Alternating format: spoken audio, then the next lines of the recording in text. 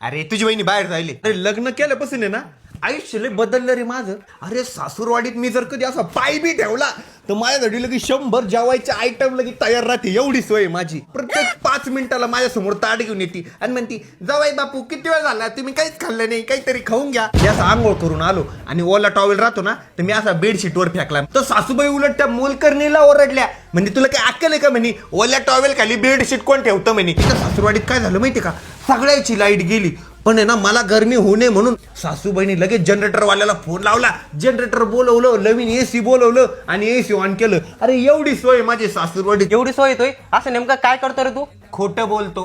यायला फेकू. अहो चला माझ्या माहेरी जायचंय. आई वाट बघतीये गुणी जावयाची. चल रे जातो. ते सासू वाट बघती ना म्हणे माझी तर मग मी तुला तिथे गेल्यावर फोन करतो. मग बोलू आपण कॉलवर निवांत बरं का. अरे पण तुझ्या सासरवाडीत तर नेटवर्क नाही कशाला?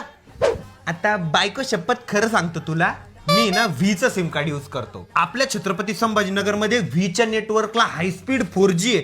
सुपर फास्ट डाउनलोड आणि गेमिंग एक्सपिरियन्स तर एकदम खतरनाक आहे माहिती का. आणि ओपन सिग्नलचा अहवाल म्हणतोय की V4G अख्ख्या भारतात नंबर 1 आहे. भारी राव. बरसल भावा जातो.